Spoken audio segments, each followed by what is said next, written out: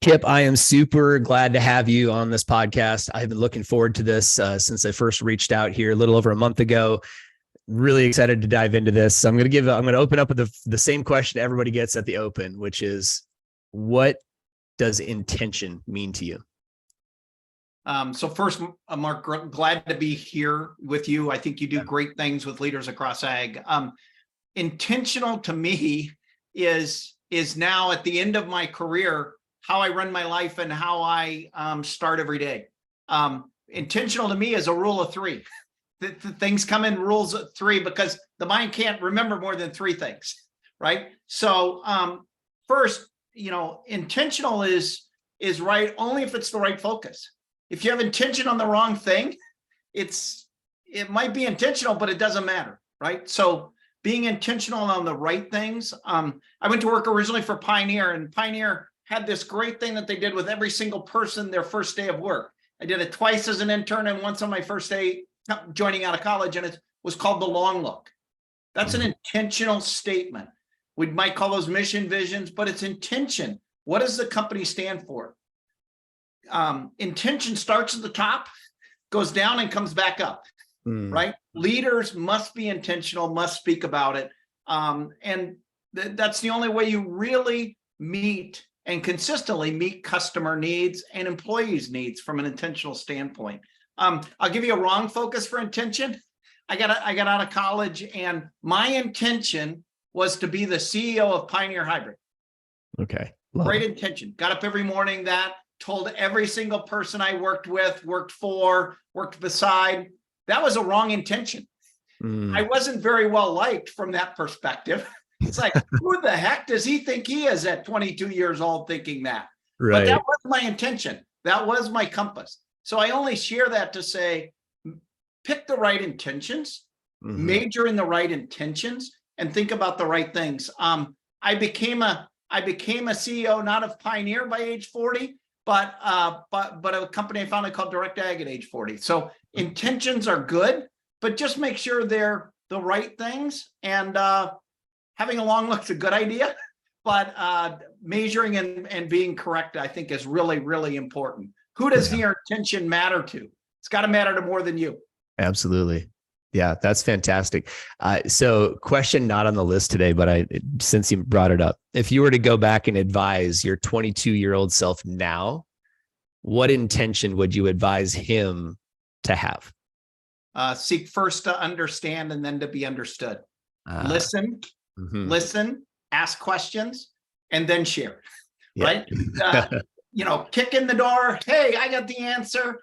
I think that is one of those items that I would tell, and I do tell young people, right? Go seek out leaders like Mark. Go talk to a Mark Jewell. Go ask questions of Mark Jewell. Listen to Mark Jewell. Though that's the way you get better, right? And then you will have a lot more to offer than the 22-year-old you. Absolutely. I love it. I think that's fantastic. And so one of the pillars that we teach on around this idea of intention is having intentional clarity, being intentional to sit back and think about not just what do I want, right? To have a specific title in a specific role or a specific amount of money or whatever. I think all those are fine from a goal perspective, but what is that really about? Right. So who do you be in that role? Because you could be that in all roles in life, right? And inside and outside of work. Yeah, a greater intention. My intention is helping leaders feed the world. That is my full life mission. That is my intention. I say yes to things that fit in that. I say no to things that don't, right? But that intention is my drive. And also, where I think I can help people most from the perspective of coaching or sharing or advising from that standpoint. Yeah, wonderful.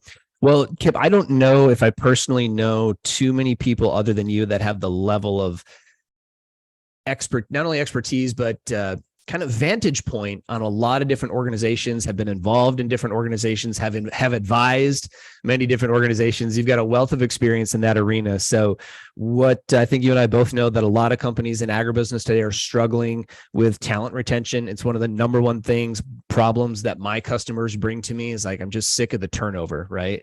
So what are you guys doing at Jord Biocience to retain talent, and maybe we can learn some lessons from what you guys are practicing there? One of the things I've learned is there's never enough great people.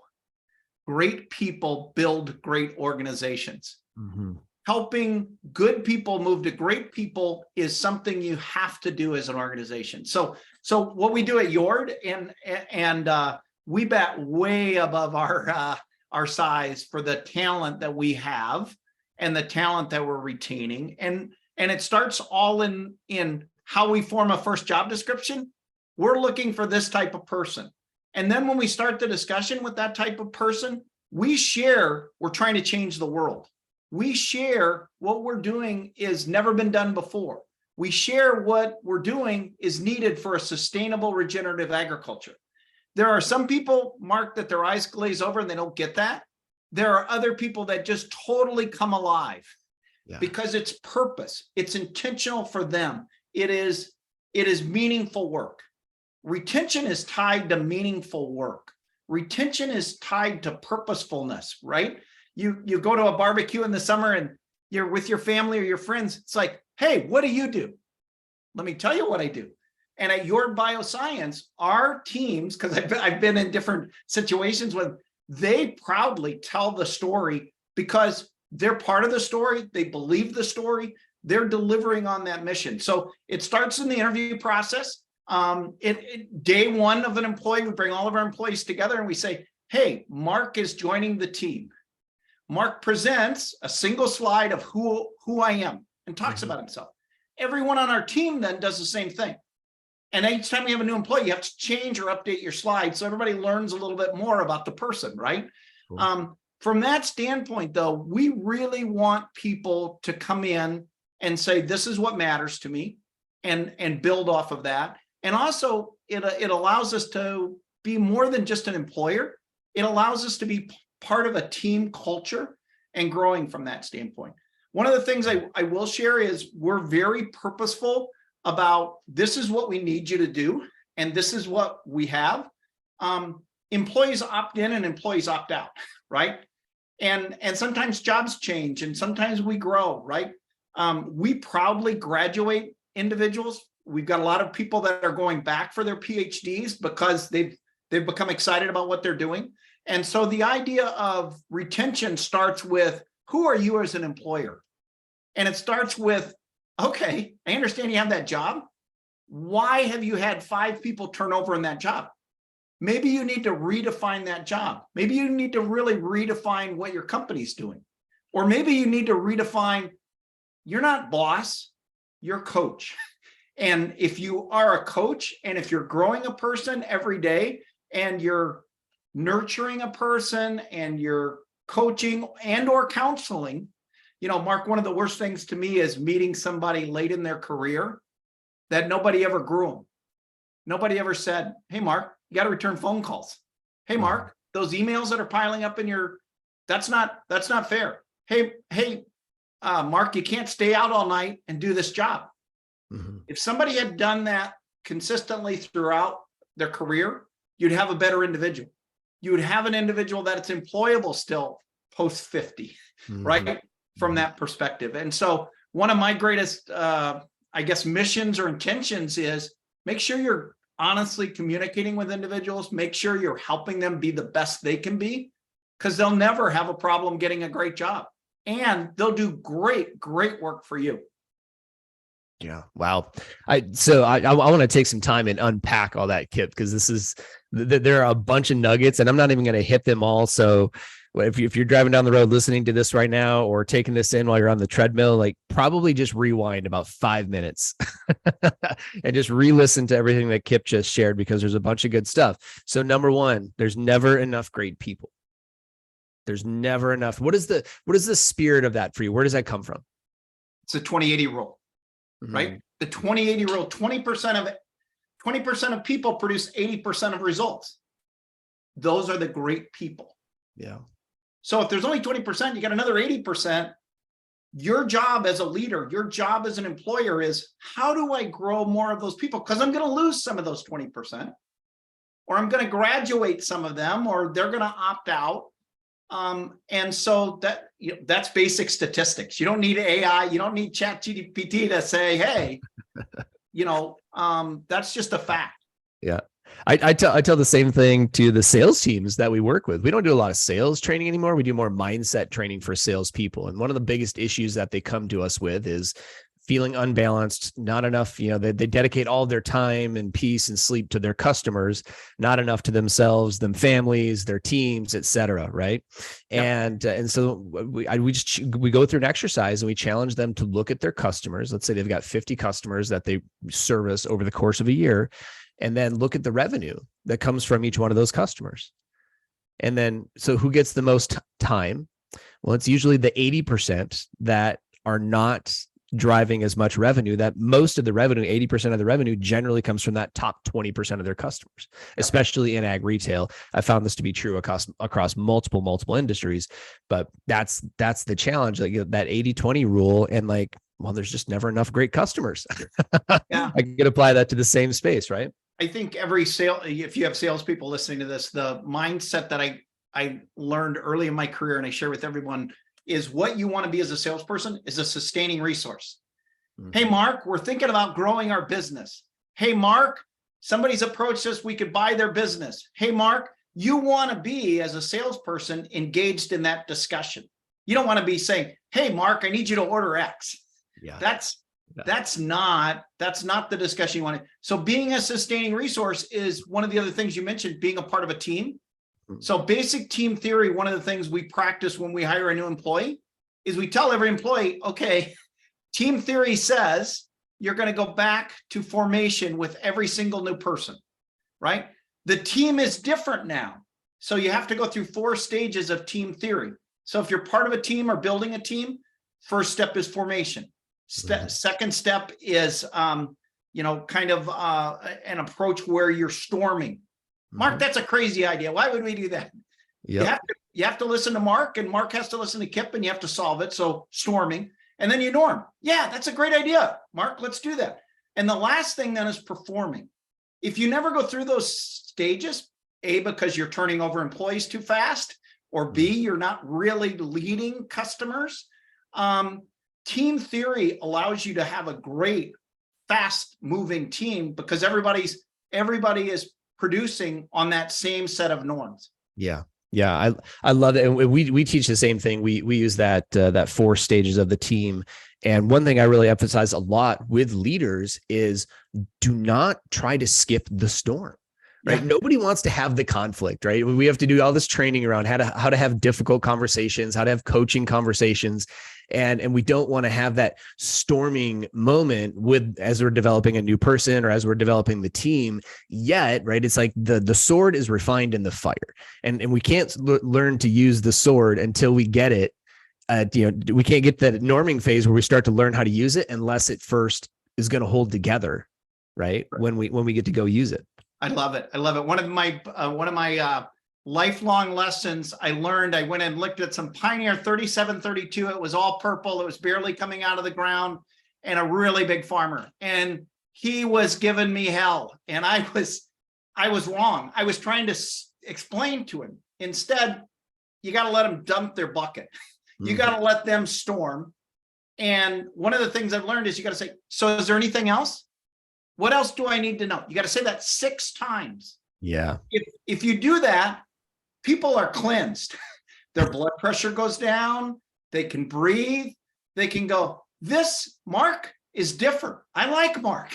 Mark's listening to me. Mark wants to solve my problem. And so whether it's team theory or whether it's dealing with a customer, let them dump, because until you do, it's still toxic inside. Yeah, absolutely. One of the things you mentioned during the when you bring somebody new in, you said you have a 90-day probation period. Yep. So talk us through that. One of the questions I had about that is like, is that long enough, to really know?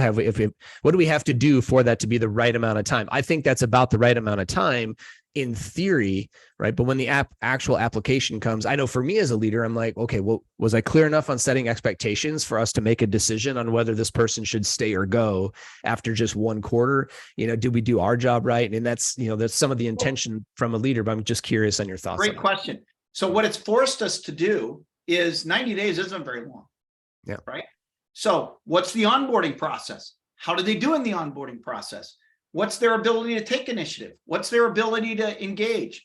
What's their ability to get along with others? What's their, a lot of them are soft skills as much as, real talented scientific skills, which we value at Jord from that standpoint. But a lot of them are soft. You got to be able to work within the team. You got to be able to say, hey, here's what I'm seeing. I think we should do this. That's what we're looking for, is that inertia. And if you don't have that, you're kind of holding a seat on the bus that we really need, right? We need, and we're offering the opportunity for people to make an amazing contribution, right? So I think it's really important in a 90-day probation. In that 90-day probation, we're talking about the onboarding, we're talking about things with them. And, most everybody passes the probation, but we're really intentional about a probationary period. We're really more intentional about an onboarding process, right? And we're intentional about where that leads. At the end of 90 days, we have a pretty good sense of the ceiling that person can go to, and more the desire of what they want to do. And we've accelerated them being a part of our future because in that 90 days, we've engaged them on that. Yeah. Yeah. I love that. And thank you for diving in a little bit deeper on that, because I just think about it this way, is that as the leader, right, as the founder, the business owner, the team leader, whatever, now it becomes incumbent upon me to be really intentional in curating that process so that we give that person a fair shot in that 90 days, right? It's not just bring them on, give them the, throw them the keys to whatever, or give them a laptop and say, hey, go produce, right? There has to be some intention to that process, but knowing what you're actually measuring and looking for in that 90 days, and make sure that that's clear to both you and them. And now it's actually, and give them a little bit of training or whatever, but now it's actually fair. And I love that. I love that approach. And what you also learn, if you're really engaged in that, is you're spending more of your time saying, attaboy, Mark, fantastic. I love that. Yeah. Positive coaching and affirmation, right? What we want to do is allow them to have fun. We don't want them working. We want them unlocking big secrets. We want them to follow a process, but we want them to see in the process, hey, this is the one. This is the opportunity. And if they're having fun and looking at it that way, great results happen a lot faster. Yeah. Yeah, that's fantastic. I love it. I love it. Wow. So I want to keep moving, because there's so much here that we could, so many more secrets you can help us unlock here today, Kip. So in the essence of time, I'll move it along. But so talk to us about the difference between effective or ineffective culture. Yeah. So first of all, every single business has a culture. You can't change culture. You can evolve culture. So as you come in as a new leader, or as you join a company, you need to understand there is a culture here, right? Often I see new leaders come in and say, we're going to rebuild the culture here. And my comment is, you're going to evolve the culture. You can't do that. So ineffective culture is culture that just happens. Effective culture is managed, is curated, is evolved for what you need to do, is evolved for the time. We all just went through COVID. Oh my gosh. Culture was reformed in every single company, right? We saw the things we stood for, but since we weren't together in the same room, you had to do it differently. So culture changed. Culture is still changing post-COVID because we're not going back to offices necessarily, right? Or full-time back to offices. So that's an example of effective and ineffective culture. Culture can be what you want it to be, but you can't declare it. You have to evolve it. The employees make up the culture. The team makes up the culture. Defining what you are is, hey, team, what's important to us? What's our mission, vision, values? What are our objectives that we're trying to change? What do you love that we do? What do you hate that we do? What should we change? We're very transparent on our budgets. We're very transparent on our spending. We're very transparent on, and it's funny because we have a young team and it's a really fun team, but they go, we pay how much for our lab rent? Just simple things like that. But what it allows us to do is now they're part of the culture. Yeah. I'm not going to take this for granted. We spend 30% of our budget or 20% of our budget on this thing. And so culture is what you want to do. If you want to have culture, under a lid, quiet, don't tell them anything, whatever, you will have a culture that waits for you to tell them everything. Cultures that are powerful are cultures that are growing and evolving and saying, hey, Mark, you know what we should do now? Yeah, I love it, because as you were starting to talk about that, and you clarified it, but one of the questions that I always have, and that I think leaders struggle with, is culture dictated or is it developed? Right. And what you're speaking to, I think, is more the developing side. Like, somebody has to facilitate that from a leadership perspective, but we're incorporating people into the conversation and helping evolve the culture over time. And I think often culture is the reason, sometimes I call it kind of a buzzword, is because there's a buzz about it at the beginning, or maybe once a year, or whenever things go wrong. Hey, we got to improve the culture. We got to do something about it. But then the buzz kind of dies down because there's other priorities. Yeah. It doesn't get developed. I mean, if it's a campaign, it fails. So from the beginning of time, we've been a part of tribes. We don't use the term tribes anymore. Now we're teams, right? We're organizations, and culture follows that, right? And we all bring in a mobile economy and a mobile workplace, we all bring culture things that we like and culture things that we expect, but you can't be everything to everybody, right? You have to say, this is what we're going to do, and intentionally talk about, here is our culture, here's what we value, here's what we expect as you as an employee, here's what we expect of the leaders that interface with you. Yeah. And that's what you just said, is in integrity with something you said at the opening, which is about sharing the vision. Right? Yep. Hey, this is where we're going. This is what we're doing. This is the impact. This is the influence. Great, cool. Here's the culture that's going to back that up and help us to curate that, right? And really make that be true. And then you're backing it up with things like this and this. And I want to make this point because for those people listening, because this really does take an intentional leader to be able to do this. You're talking about sharing transparently. Here's the budgets. This is how much we spend on this. This is how much goes into that. There's a great book called The Great Game of Business, where one of the things I remember learning, I think it was actually about a case IH manufacturing plant. The guy took it over and turned this thing around. And one of the things they did is they literally trained their people, everybody from the top down, how to read a P&L. Yep. And then exactly how their role impacts the P&L.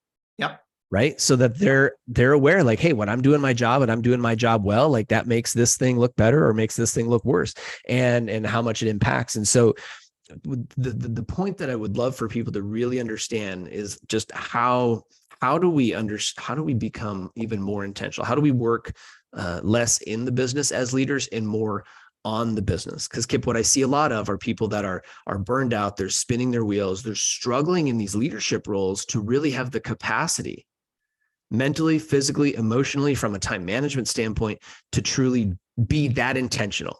Right. And I thought you would be a really relevant person on this. I haven't asked anybody else this question. I was looking through your LinkedIn. Several people have described you as very, high energy, really intentional in your approach. So I don't think that's an accident.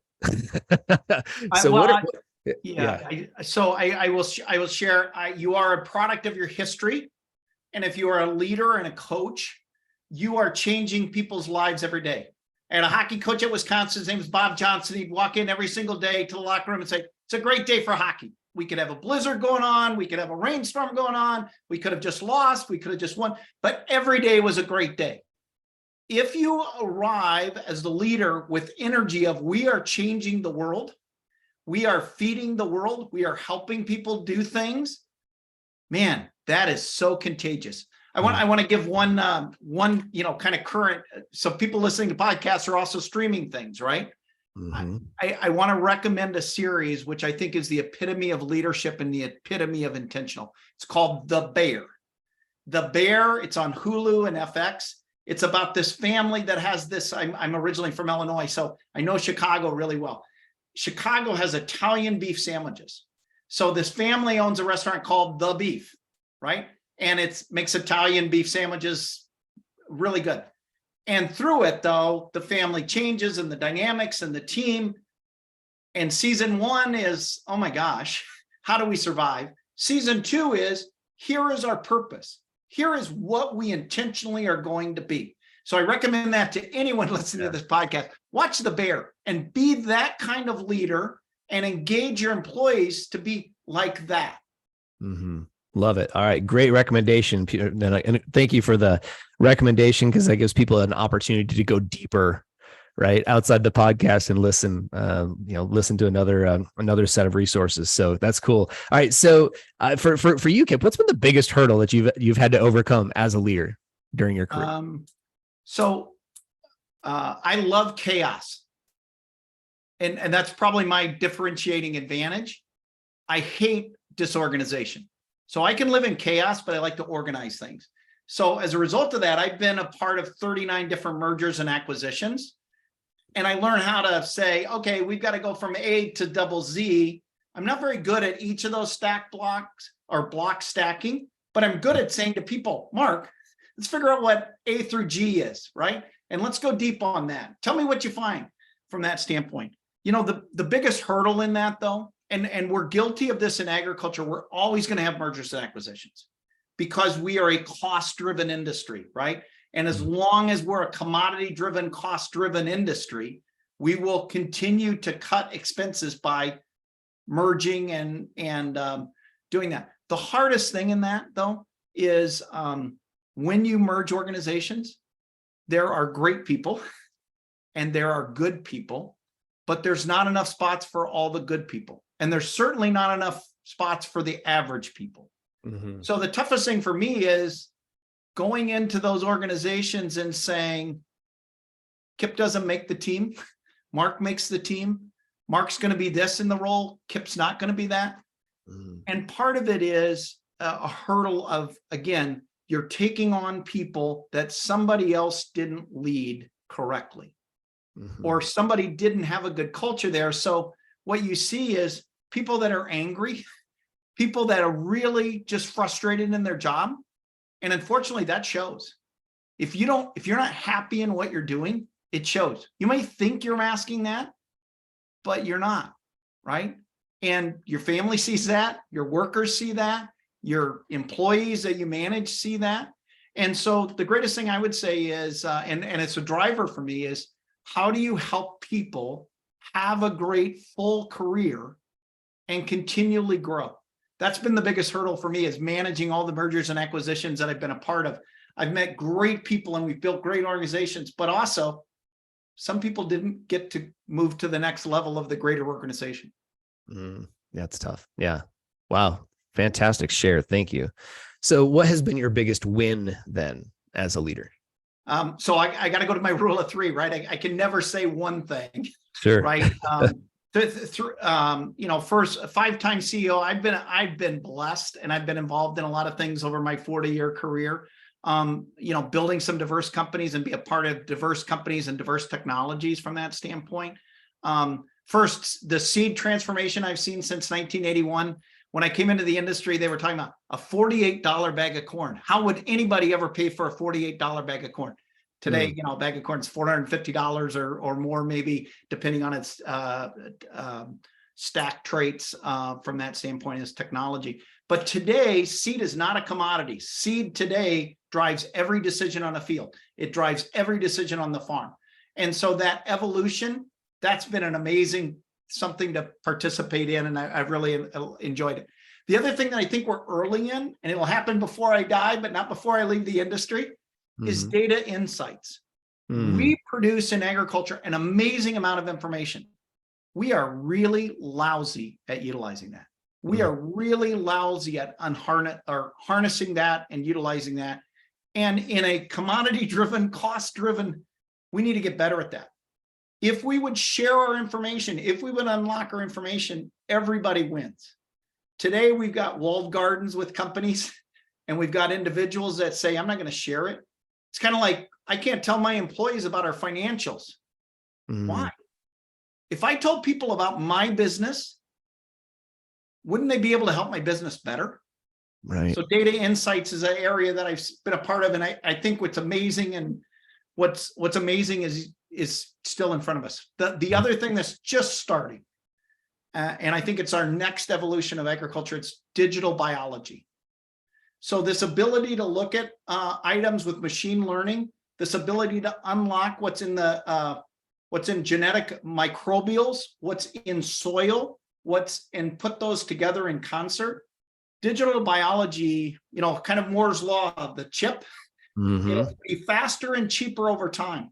Everything we do with digital biology is rolling off of everything we've learned in seed DNA and understanding and mapping it. Now we're able to apply that to other areas faster, cheaper, better. So digital biology is going to be the next phase. I laughingly talk to some people sometimes that they go, biologicals, Kip, we're just not selling biologicals yet.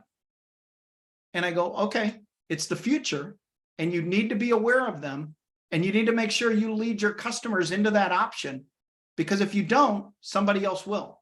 And you understand the chemicals that you love to sell, they're not going to keep selling those, or you're not going to be able to afford to keep selling those because they're going to go off patent.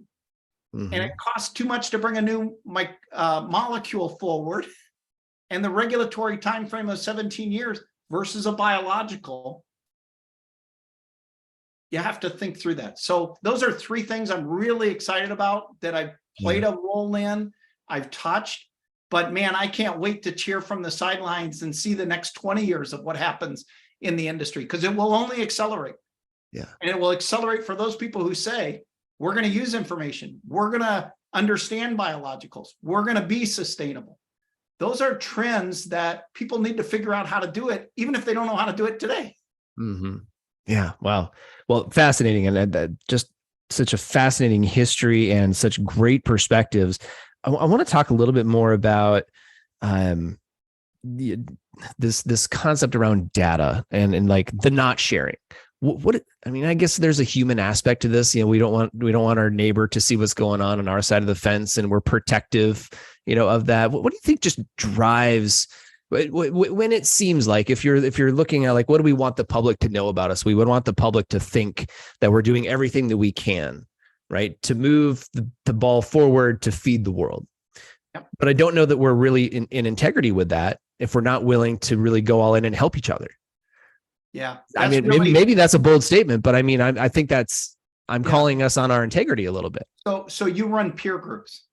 You have peer groups where people sit like that with their arms crossed, and they listen and they don't share, or they just give you really negative physical emotions, right? Or you have the others that go, oh my gosh, Kip, thanks for sharing that. And let me tell you about one of my experiences. Which group advances over the 6 months you coach them as a peer group? If you go to Argentina is very different than the US. Argentina, they have peer groups of farmers. They bring their agronomists together. They bring all their financials together. They share everything they're doing. Not because they're competing with the person next to them, but that they're advancing the market, that they're advancing the whole of Argentinian agriculture. We need more of that. Danny Kleinfelter just passed away. What he did at Texas A&M was amazing. It was a really great program. We don't do enough of that in agriculture, sharing best practices, sharing information. Information starts with, hey, I think the data is saying this. And then everybody collectively looking at that saying, absolutely, it's saying that. And that's amazing. So, it's something to think about.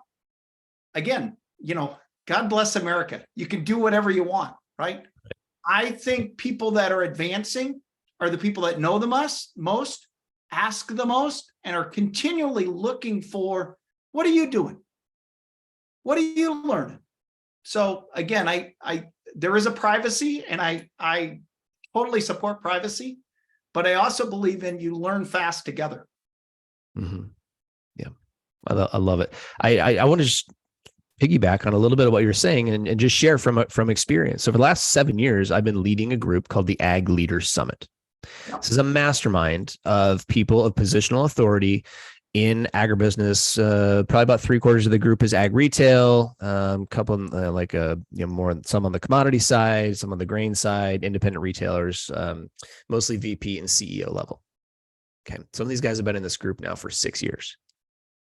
And they continue to come back. I think they'll probably listen to this, so you guys can give me feedback, but they continue to come back because there's nowhere else in the industry that they can be vulnerable and just be who they are and share what's going on. A lot of the challenges that we tackle are personal challenges or health challenges or leadership challenges. Or yesterday we had an hour-long discussion that's going to continue and become a series for us now, just discussing how do we tackle some of these talent things that are coming up in their organizations, and how do we do a better job keeping people. And so our conversation today is timely on the heels of that conversation.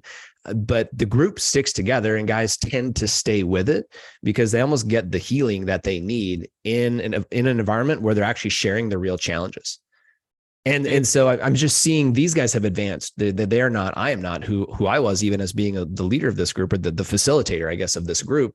We're not the same people we were 5 or 6 years ago. We have advanced our health, our relationships, our businesses. Everything has grown in part as a result of just, hey, knowing that I'm not the only one that has this challenge. First of all, I love masterminds. If you're a CEO or you're a leader, you have to be a mastermind. Your job is to identify the majors and major in the major. And your job is also to stay in front of your teams. Your job is to stay in front of your customers. Your job is to make sure you understand your customers' problems so that you can solve them. Yeah.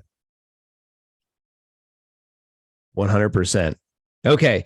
A little bit of a speed round as we bring this in for a landing, Kip. I would love to literally go deeper on every single one of these questions, and the respect of your time and everybody else listening. We're going to just kind of do a little bit of a speed round here at the end. So what do you do to keep your energy up? So first of all, you got to be outside with nature. God's built an amazing world. And if you're out there, you just recharge your batteries. I don't know if it has anything to do with solar energy, but get outside. Get outside. I'm active with my wife, and we do, pickleball, we do golf, we go hiking, we do biking. For me, that does my energy. The other thing is I'm involved in a few different groups that I volunteer in. Volunteerism pays you back far more than you ever invest. The more you give, the more you get. Yeah. Wow. Perfect. Love it. How any tips for prioritizing your day? Prioritizing your day for maximum productivity. How do you stay on top of it all? Yeah. So as leaders, we have 5-year plans, we have 1-year plans, we have quarterly plans, we have monthly plans, we have weekly plans. I prioritize my day based on looking back, big picture down, right? Because otherwise, if I don't, I'm like, oh, I got a to-do list. I don't want a to-do list. I want a project initiation, a project update, a project result of next project. So I think about things that way. And I try to help our teams think about things that way. Because if you're only doing, we got to do, you become a firefighter. I got to put this fire out. I got to answer that email. I got a meeting to go to. And I don't have time at the end of the day. Be a firefighter in the way that firefighters work today. And that's being a preventer. What do we got to do? When do we need to do it? Who can do that? How do we manage this? You want less fires, not more fires. And so that would be my advice is if you're feeling stressed and overwhelmed, look in the mirror. It's your job to organize and your job to major in the major. And if you're feeling stressed and organized, that's transferring to your team. That's transferring to your customers. And ultimately they'll go, I can't take any more Kip. He's just bitch, bitch, bitch, complain, complain, complain. And we don't even realize it. So stay productive, because if you don't, you won't get an opportunity to be productive with anybody that matters. Yeah. Perfect. I love it. Such a great answer. Okay. What if we could link a book in the show notes that people should go, they can go to Amazon and buy it today. What book should they be reading? So it depends what you're doing. I have a great book by Mark Vincent. It's a very consultative driven, process driven book. It's called Listening, Helping, and Learning by Dr. Mark Vincent. He's a coach like you. I think it's excellent. Mega Threats is another one. The other one that you should all read and you should give to your kids is Atomic Habits. It's getting 1% better every single day. Atomic Habits. And I learned about it from my 20-something kids. Oh my gosh, Dad, you got to get Atomic Habits. It's how you think. It's what you do. And it's like, never heard of it. Now I give it to everybody. From that standpoint, James Cleary, in my mind, or James Clear, is an amazing productivity leader and great inspiring. Atomic Habits. Yeah, wonderful. All right, two more questions. Okay, how important to you is vulnerability in being able to create a great working environment? I think it's really key. You got, and I would call vulnerability authenticity or genuineness, right? All of us who are leaders or CEOs, we put on this armor and we have this ego and we know everything. The reality is we are much better when we say, I don't know, what do you think, Mark? Vulnerability is engaging others who may not know, but I think it's really key. The life-changing coach for me was a guy by the name of Don Jacoby. I used to arrive at work every morning at 6:45 because Don would be at his desk at 6:50. And I come in, Don, I got a great idea. And Don would ask 2 or 3 questions. And by the third question, I go, oh, I am so stupid. Don, let me get back to you. I'll work on this, right? Don could have easily said, Kip, quit coming in here. Quit being stupid. Quit wasting my time. Instead, he allowed me to be vulnerable, and he was vulnerable to say, okay, this kid might have something. Let me help him. And so being vulnerable versus just saying, stop, you're bugging me. Stop. I don't have any more time for you. Because once you send that message, you can't pull it back. And we send it lots of ways that we might not even realize we sent. Yeah. Well, there's 2 sides to the vulnerability there, right? One is opening your calendar up and just being more available to your people. Right. The other side is what you're doing, which is being vulnerable enough to go and say, I don't know how to solve for this. Right. Which I know the biggest lesson I learned about myself probably in my 30s, I guess, was you don't have to have all the answers.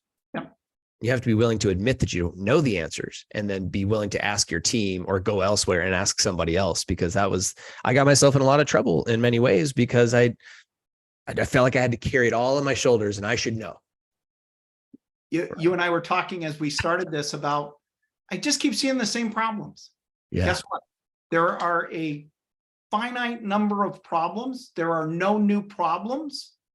It's how we approach solving them. It's how we engage others to solve them. It's how we share the solution of solving them that changes our environment and changes our results. Beautiful. All right, Kip, what do we need to know about Jord Biocience before I let you go today? How do we get in touch with you, or how do we look up more info on the company?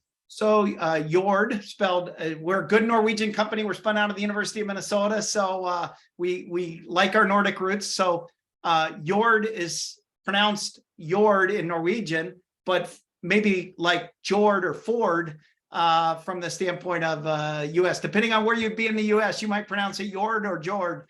J-O-R-D, right? But yeah, Jord Biocience. We have a website. We're there. We're active on LinkedIn. We're working with the major companies in agriculture to make their biological products more consistent and more effective. And by magnitudes that I have never seen of anything that I've had in my life in agriculture. This is world-changing, game-changing, and most of all, it's a sustainable, regenerative approach that we need to continue to feed the world. Beautiful. I look forward to learning more about it. I want to talk more in depth at some point about the biological space. I think that would be a fantastic conversation for people to listen in on, but thank you for this. This has been fantastic. Thanks, Mark. Good luck to all.